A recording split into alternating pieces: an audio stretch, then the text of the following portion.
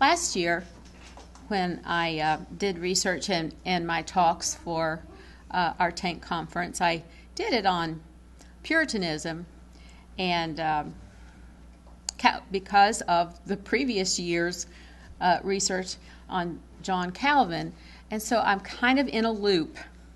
And but mainly the reason I chose to do research on Jonathan Edwards is because of one of those placard posters that Paul showed me on Facebook. And it was of a guy wearing a t-shirt, picture of Jonathan Edwards, saying, "Jonathan Edwards is my homeboy." And I thought, why? Why would you want to have a t-shirt with a big picture of Jonathan Edwards on it, and why would you want him to be your homeboy? So, and that spurred the reading and research.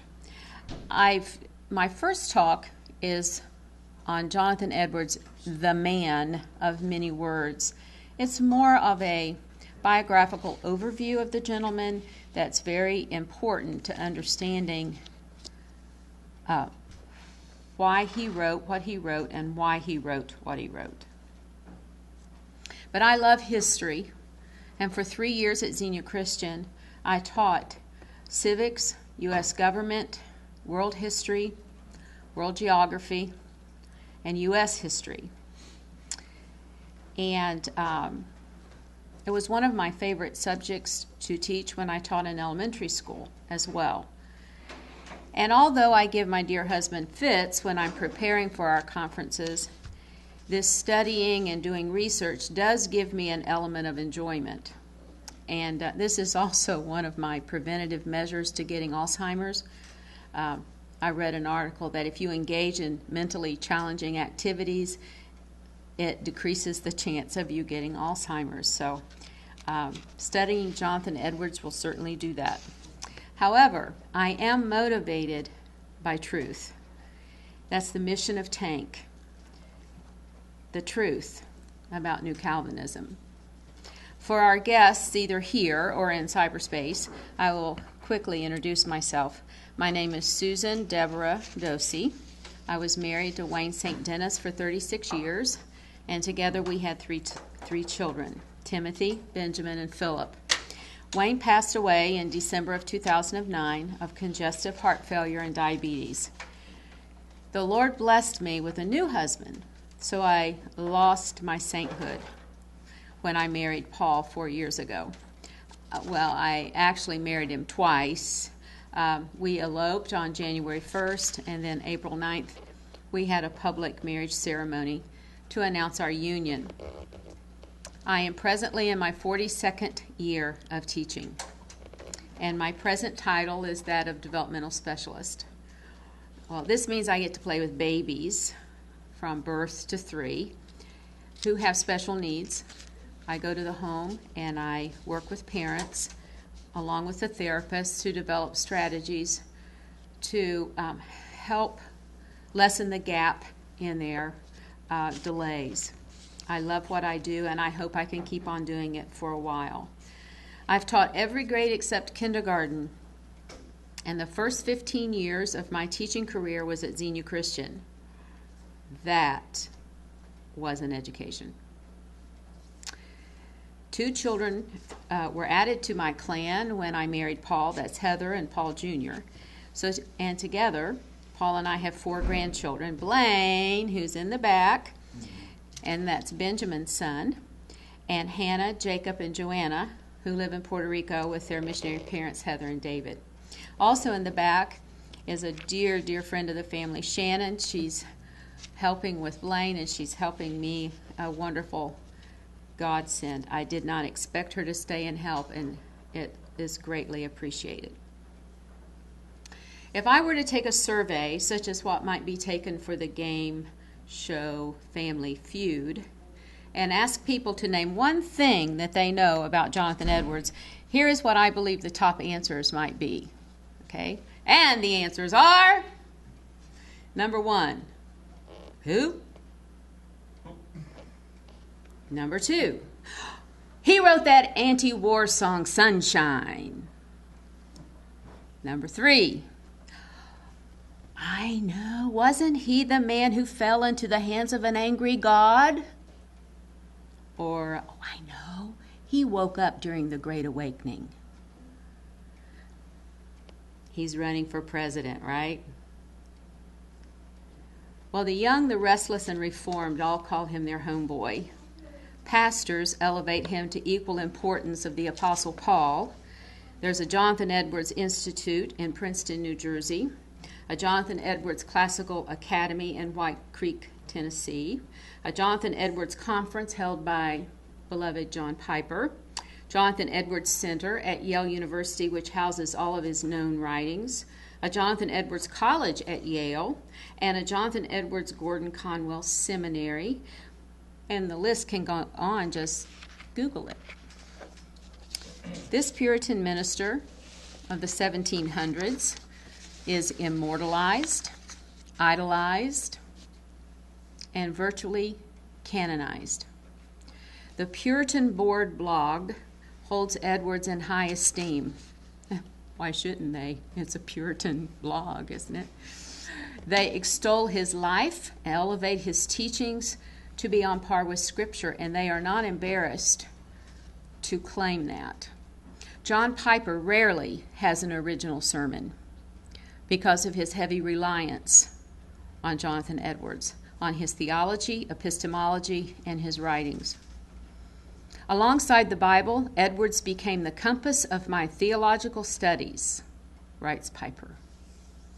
Dr. Martin Lloyd-Jones made this claim: I am tempted, perhaps foolishly, to compare the Puritans to the Alps, Luther and Calvin to the Himalayas, and Jonathan Edwards to Mount Everest. He has always been to me a man most like the Apostle Paul.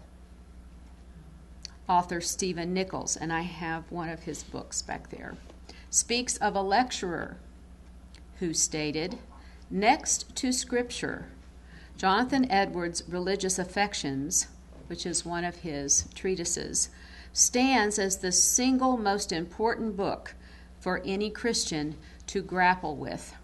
I particularly like the word grapple in this quote because that's what I had to do with that treatise. He is called the Prince of Pastors, America's greatest theophilosopher, and America's Augustine. Do I even try to say something the least bit negative about this golden boy of the Puritans? So, the why question. Why study history in general and Jonathan Edwards in particular? We live in the here and now. We live in the present. We're supposed to be planning for the future, our retirements, Christmas, our next conference, dinner. We plan for and perhaps worry much over the future. With all of that, and with all that we have to do, and all that we have to look forward to in the future, why bother with discussing someone from the past? Consider all the demands that press on us daily in the anticipation of what is. Peter Stearns said, he's a history professor, any subject of study needs justification. Why is Jonathan Edwards worth our study, worth your attention?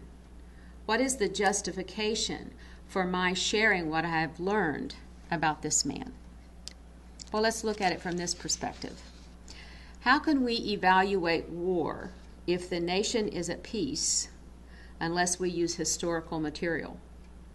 How can we understand the role that beliefs play in shaping church history and family life if we don't study the impact of such historical figures as John Calvin, Martin Luther, Augustine, and Jonathan Edwards? All of those historical figures that John Emmel introduced us to. That's not important? Oh, yes. We know it's important to study these historical figures and their beliefs. Let's use this analogy. Jonathan Edwards is our laboratory, and the data learned from him and what he taught serves as the evidence in figuring out the answers to some other WH questions. Why is Protestantism, i.e. Christianity, pursuing New Calvinism? And by the way, a trivial fact, during the days of Jonathan Edwards, he was accused of being a New Calvinist. Just thought I'd throw that out. What factors contribute to this resurgence?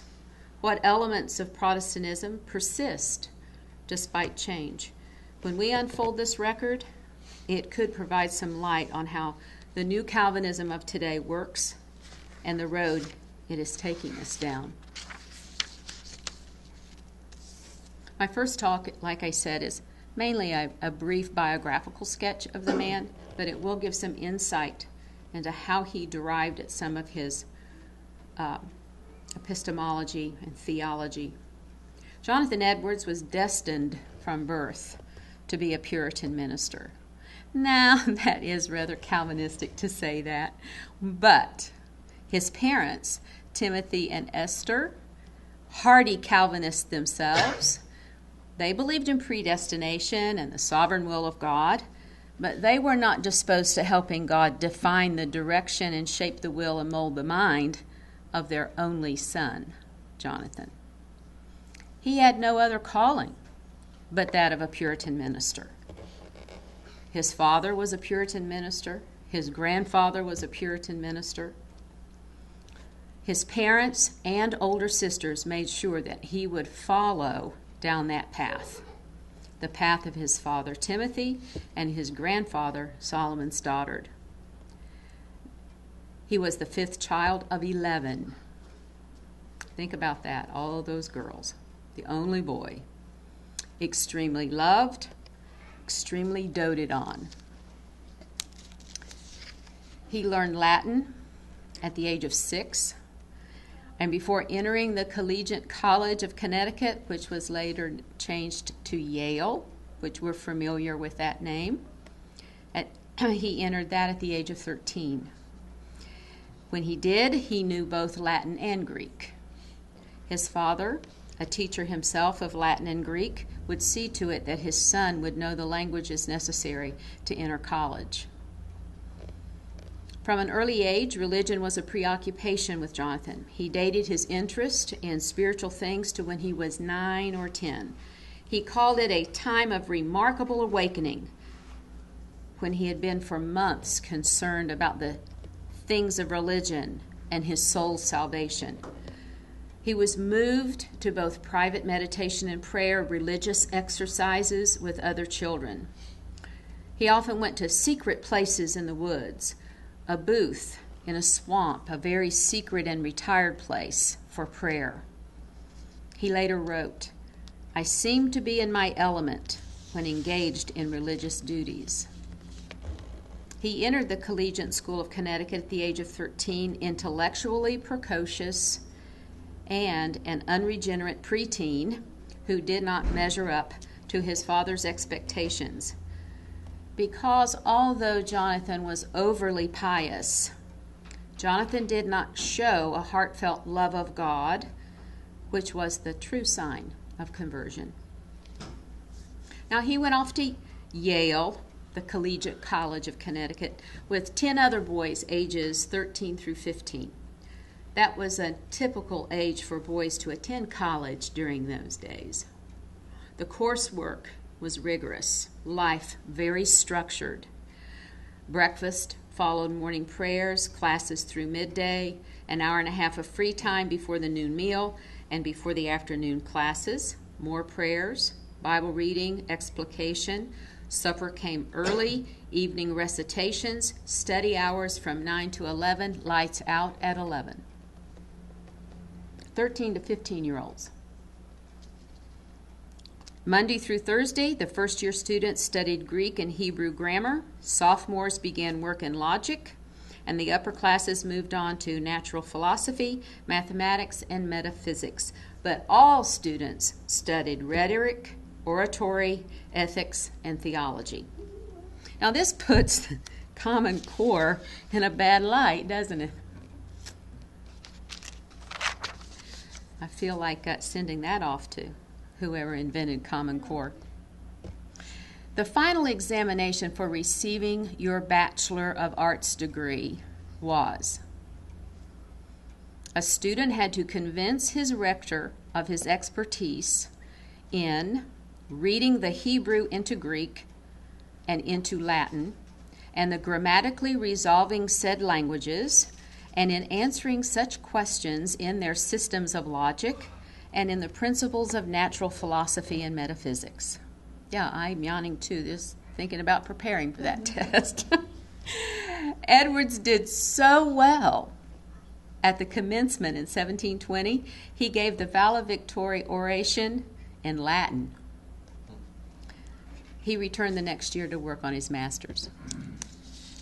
Scholasticism gave him satisfaction and recognition in the collegiate community, but it did not give him peace. He was well-read, well-informed in the reading and study of philosophy, particularly European high culture such as Locke, Descartes, Sir Isaac Newton, Henry Moore, the Cambridge Platonists, to name a few. He still anguished over, though, the issue of conversion. In his personal narrative, he reported his earliest religious experiences and wrote that just prior to going to Yale, he believed he had experienced spiritual transformation. But he lost his exuberance.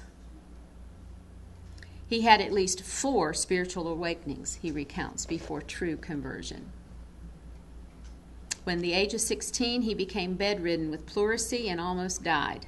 He wrote that it was a divine intervention for God, because God held him over the pit of hell, and it was his sinful life that brought him to the verge of death.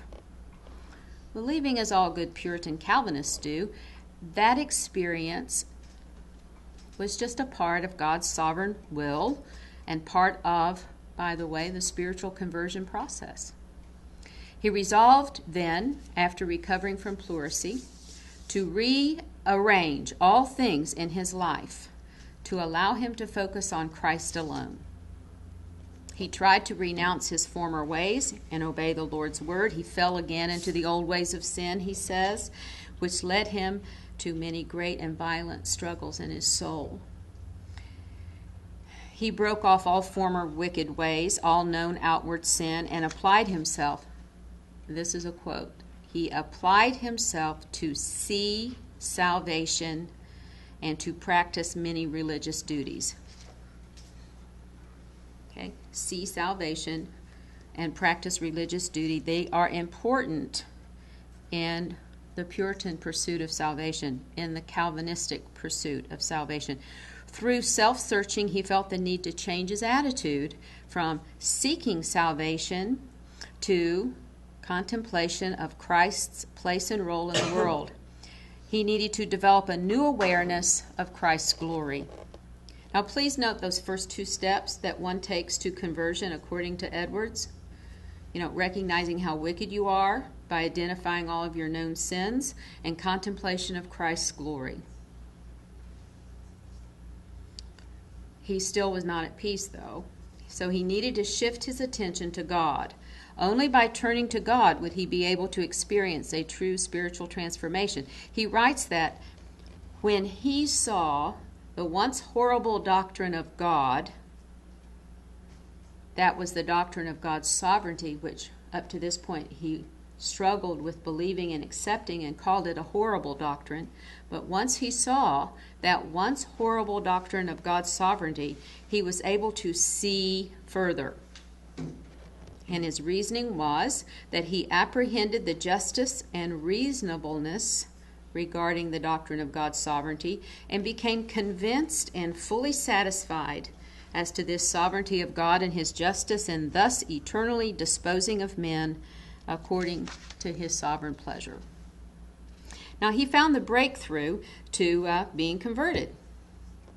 Only through the full realization of the glory of the divine being did he develop new convictions about Christ and the work of redemption. Now, when we're taught in evangelism classes how to lead somebody to Christ or the plan of salvation, does Do any of his steps follow with what we have been taught in evangelism classes? Well, you have to agree that you're a sinner. You deserve death. You ask for forgiveness. Accept Christ as your Savior. At all the steps that we're familiar with in all these evangelism classes that we're taught. It doesn't really follow suit with what or how he became personally converted. He describes his mystical and existential conversion as an inward sweet sense of the work of redemption, a calm, sweet abstraction of soul from all of the concerns of the world. His experience had been so overwhelming that he writes in his diary that often he had a kind of vision or fixed ideas and imaginations of being alone in the mountains or some solitary wilderness, far away from mankind, sweetly conversing with Christ, wrapped up and swallowed up in God. Now on the verge of complete conversion, on the edge of self-transformation according to his new and vivid experience of the sovereign majesty of God and Christ's glorious work of salvation, he needed a stamp of authority to certify that these spiritual experiences were indeed evidence of conversion. So he traveled from New York in 1723 to tell his father his spiritual odyssey. Now, without the approval of his father, who was a minister, the long and agonizing journey of the past 2 years would be invalid. Not only after I began to experience these things, I gave an account to my father of some of the things that had passed in my mind. I was pretty affected by the discourse we had together. He received his father's final affirmation and approval. His son's process of conversion was complete now. In his personal narrative, he tells his readers that after this talk with his father, he went on a short walk. It came into my mind so sweet a sense of the glorious majesty and grace of God, the appearance of everything altered. There seemed to be, as it were, a calm, sweet cast or appearance of divine glory in almost everything. Is that pantheism? I don't know. God's excellency, his wisdom, his purity, his love seem to appear in everything. Although he writes that he does not know the exact moment when conversion happened, he knows that one day he had a delightful conviction accompanied by a sort of inward sweet delight in God and divine things that he had never experienced before. He dated this remarkable change in attitude to the time between his graduation from Yale and his pastorate in New York. It's important to keep in mind these steps of his conversion in the back of your mind because we will revisit them again.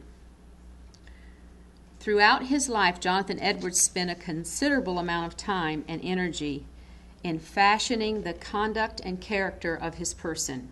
At the beginning of his literary activity, he began to be the careful, organized writer. He even made up rules, and he wrote them in his coverleaf memorandum on how he would accomplish his literary career. He would engage the reader and gently lead them into some new dimension of belief.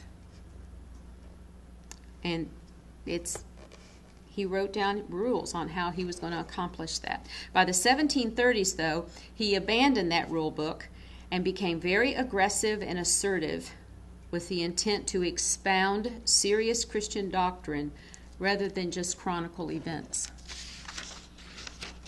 Now, the timeline of events from his conversion experience to his death revolve around Edwards establishing ministerial authority.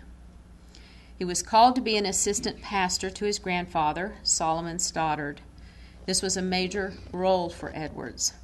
He was entering a territory of the world that had increasing social instability, potentially explosive situations. Corn, cattle, and land were central to this region's interests, and the social divisions in the town had become significantly exasperated.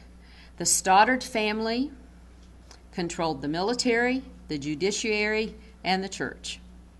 And this control was a constant thorn in Edward's flesh.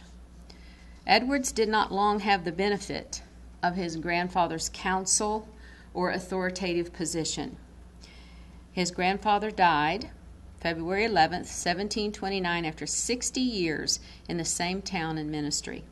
The great man went home to glory, he hopes.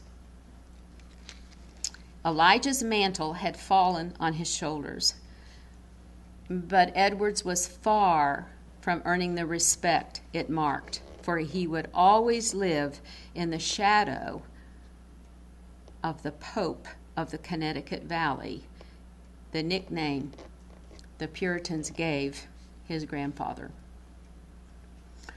From 1729 to 1743, he was on the rise as the sole pastor of this prestigious church in Northampton.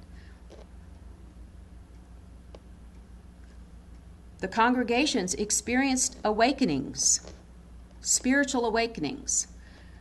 One in 1734 to 1735, that was called the Little Awakening, and then the Great Awakening, 1740 to 1742.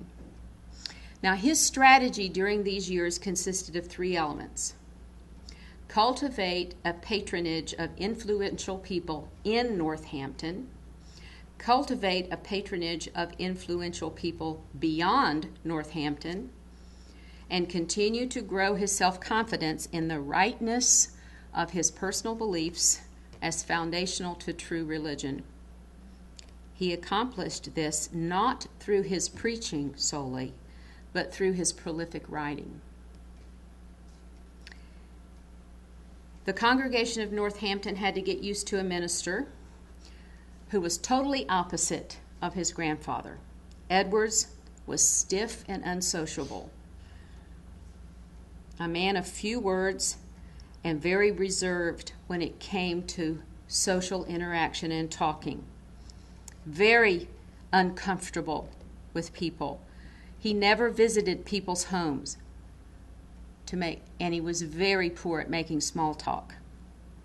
He wrote, "I prefer the study of books than to the company of people." When they had spiritual concerns, he preferred to counsel them in his study, not visit them in their homes.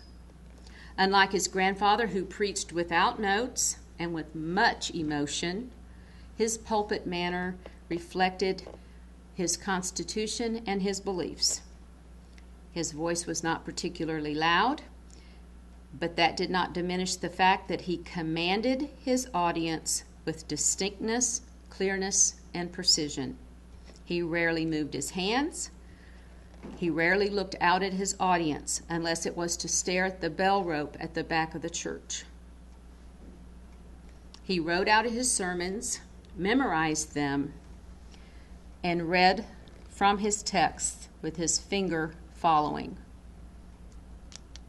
His life was marked by very rigid structure. Rising early, 13 hours of study in which he wrote treatises and prepared his sermons. He wrote in his diary in 1728, "I think Christ has recommended rising early in the morning by his rising from the grave very early in the morning." That's fantastic. Very insightful. After the evening meal, he often devoted 1 hour to engage with his children in conversation and singing. He also wrote, "I judge that it is best when I am in a good frame of mind for divine contemplation or engaged in reading scripture or any study of divine subjects, that ordinarily I will not be interrupted by going to dinner, but will forego my dinner rather than be broke off from my studies." After family worship, he would return to his study for 2 or 3 more hours before retiring to bed. Now, much praise has to be given to his wife, Sarah, for she was the glue that held that household together. She was responsible for running the household, discipline instruction of their 11 children, and caring for the steady stream of visitors and apprentices that came through their home. often overseeing their home and 50 acres while nursing one child and pregnant with another. When it came to the management of a household, it has been said that Jonathan Edwards had no common sense, often unaware of how many sheep they owned or the condition of his fields. It was Sarah that helped to make the man, Jonathan Edwards. From 1744 to 1750, he became embroiled in controversies and conflicts in which his downward spiral in the eyes of the town led to his dismissal from the Northampton church. Edwards had inherited a church socially fractured and in spiritual decline. His effectiveness as spiritual leader diminished with each passing year after his grandfather's death.